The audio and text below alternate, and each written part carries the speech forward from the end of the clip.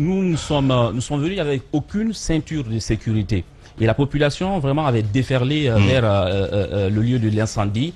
Il y a des gens même qui tentaient même de franchir et aller parce que c'est le carburant. Il y a certains qui vont justement aller tenter, justement, aller prendre du carburant. Et les maisons aussi qui ont été réduites en ruine. Et il y a certains qui s'infiltraient dedans pour aller prendre les objets des gens parce qu'il n'y a aucune mesure de sécurité qui a été prise.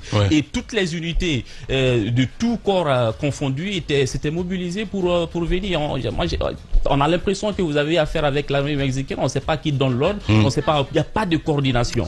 Donc nous on avait des difficultés à avoir des interlocuteurs parce qu'on nous repoussait, on nous insultait, on nous demandait de quitter et tout. Ça c'est le volet sécurité. Le volet humain dont tu parlais. Je suis allé au contact de ces personnes-là qui sont en détresse aujourd'hui. C'est extrêmement important qu'on parle d'eux parce que si dans le reportage j'en ai évoqué, il y a des gens qui étaient dans leur fauteuil roulant qu'on a extirpé de la maison parce que par peur pour ne pas